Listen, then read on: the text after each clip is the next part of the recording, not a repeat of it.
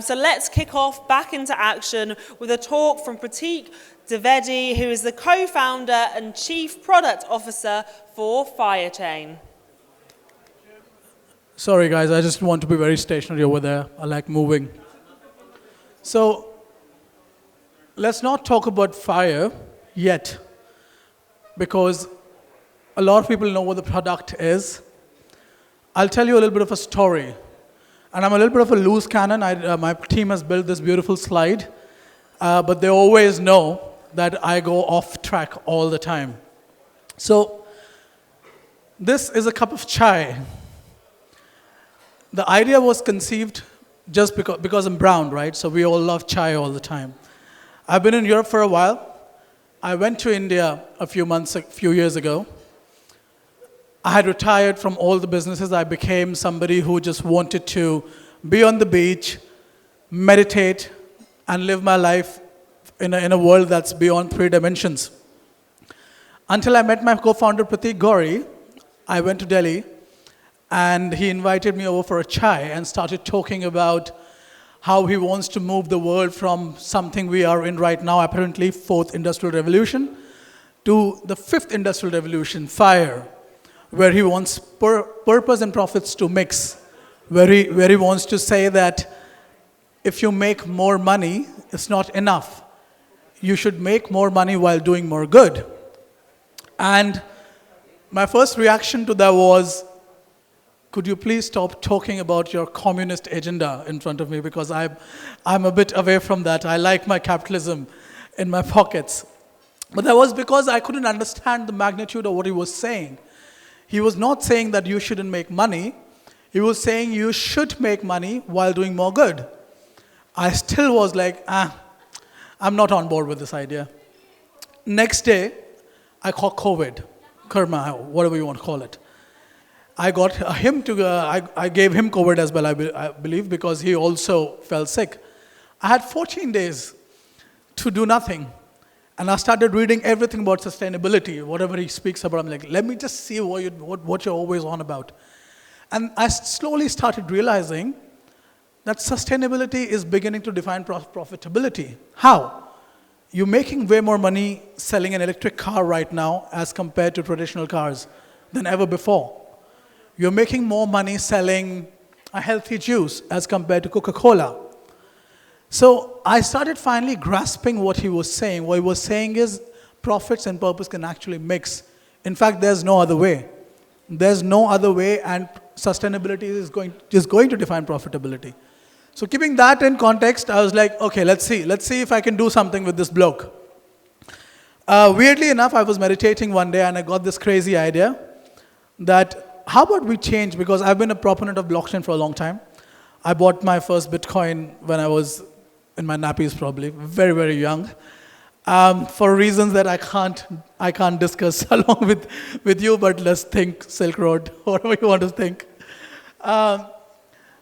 So I said, you're at an inflection point. You've impacted millions of people, and you've made millions of dollars. Great. You've impacted dozens of millions of people, and you've made dozens of millions of dollars. Still awesome, but you're not able to scale. That's your inflection point. Blockchain is what solves it. It's a technology which all of us do believe in this room at least, but it's going to solve something in the future. So I was meditating and I got this idea to change blockchain consensus. No, I'm not a blockchain architect, not even close. And I thought maybe, just maybe, sustainability can be introduced in blockchain consensus to make decisions, to make people mathematically make more money through rewards, validation rewards. And I was like, this is the best idea ever. I went to Prateek Gauri, I was like, listen, I've got the next $1 billion idea. You're going to love it. He's like, what is blockchain? What does this mean? I'm like, I can't, I need somebody who understands what I'm saying. So we went about hiring a bunch of people who are smarter than I can ever be. And they were stoked about it. I was like, wow, so it probably can be something. These people are PhDs. They were like, great, but can we build it?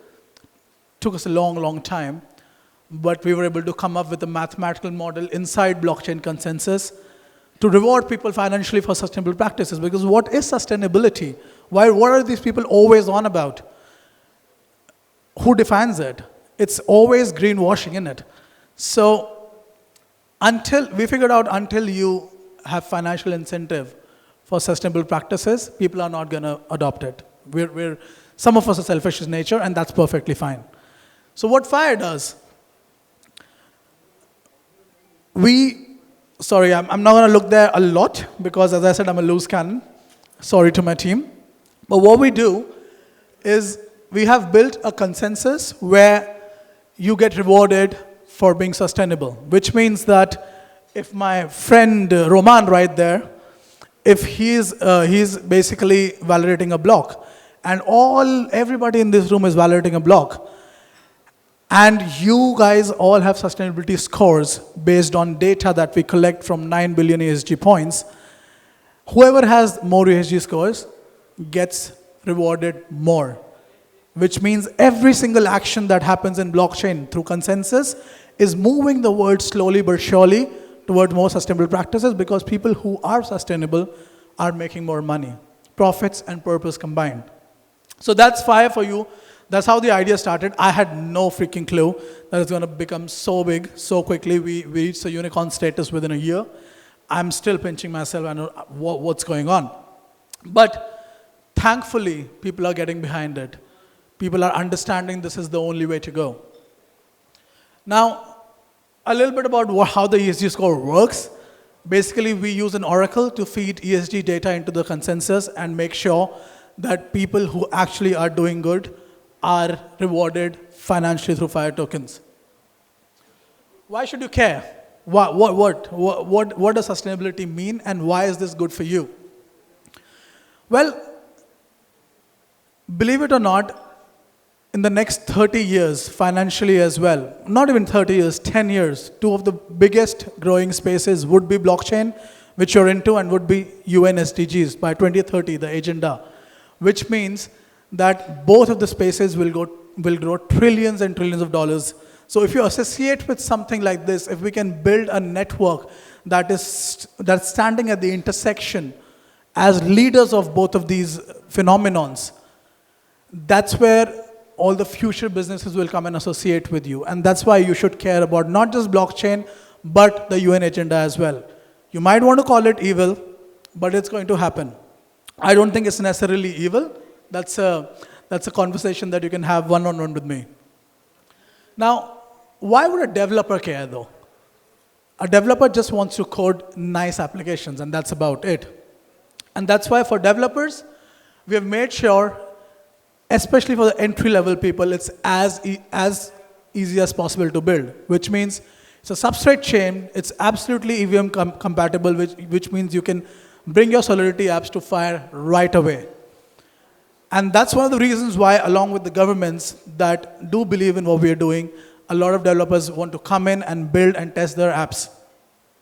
Of course, you got the reduced gas fee, you get toolkits, faucets, wallets, everything that you can expect. It's too old for the world to have a test net where you're asking founders for the tokens.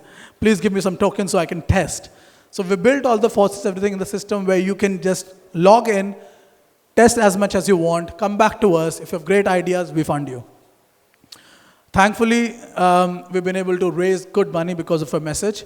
So I invite all the developers around here who are building, because I seriously strongly feel that the good ideas of the future are not with me, are not with people who have already built businesses. They're somewhere in this room. Somebody has a croissant in their head and an idea in their head as well.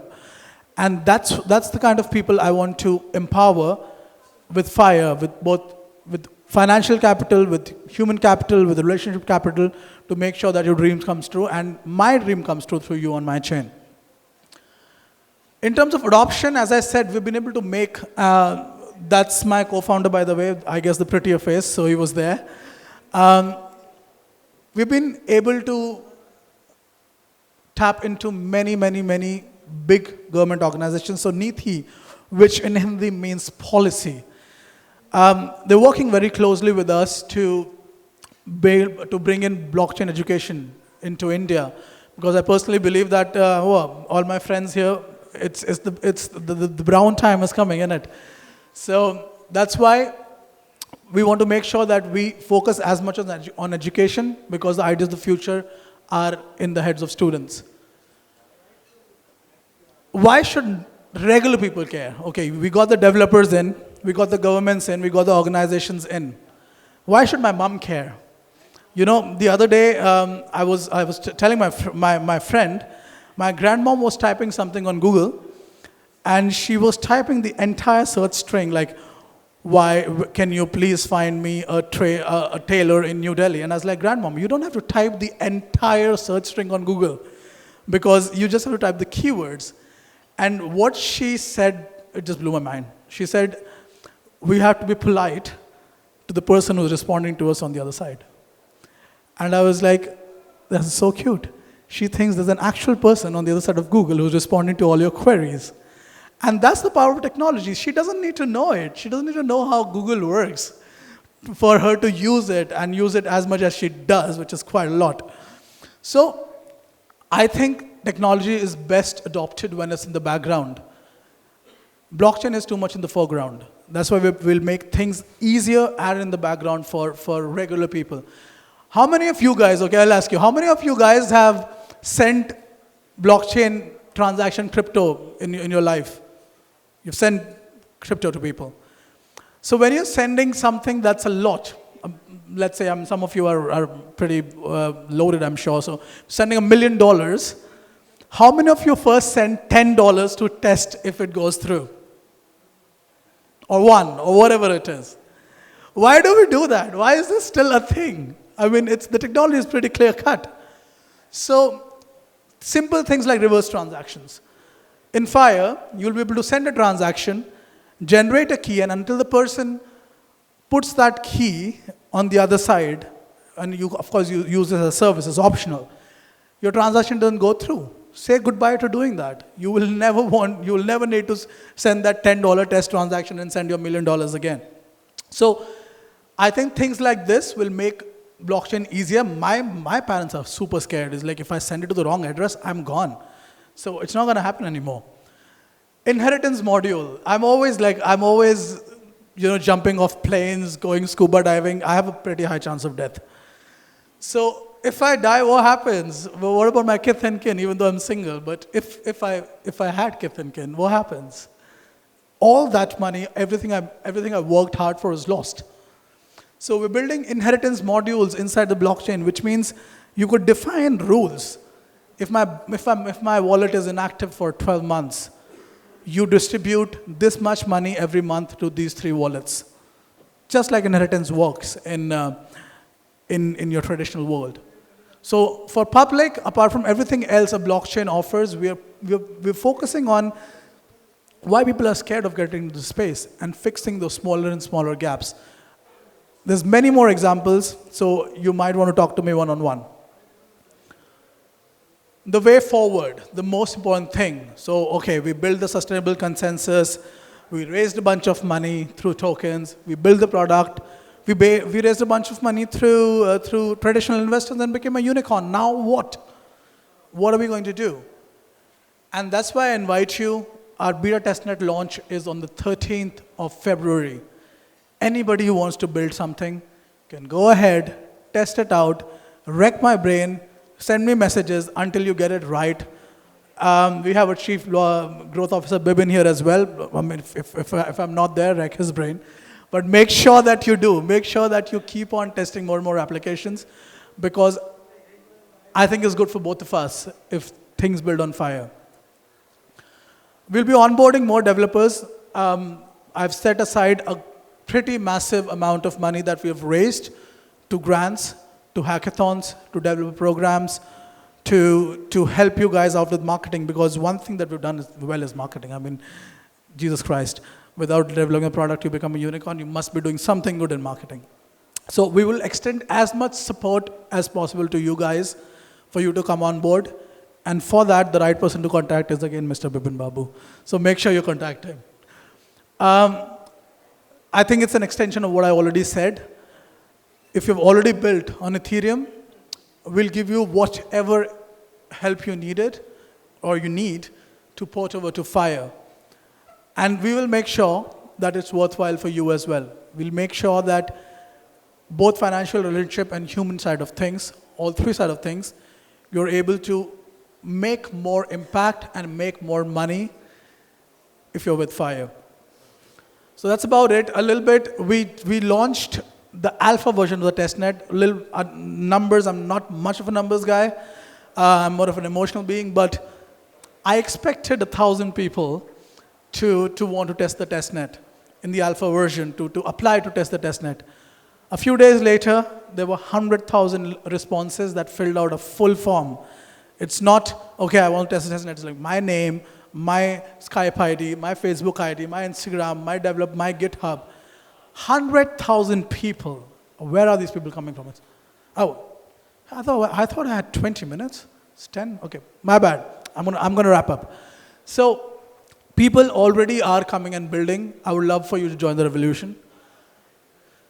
We partnered with Abu Dhabi. Fire is the official partner of the Abu Dhabi University to roll out blockchain degrees in UAE. That's just the beginning. There's a big announcement. I'm so tempted to tell you guys what it is, but the government is coming in a big manner into Fire. I can't tell you that right now. Maybe if this was a week later, I would have. You're gonna have, I already spoke about all of this. Please get as much help from us as possible. And I think that's about it. I would love to keep on talking more and more, but you can look at the faces around here. And if you have any questions, please make sure you catch me outside. We'll talk one-on-one. Thanks, everyone. And do we have time to take questions? I guess not, no? All right, all good, all good. We'll talk outside, everyone. Thank you. Thanks a lot.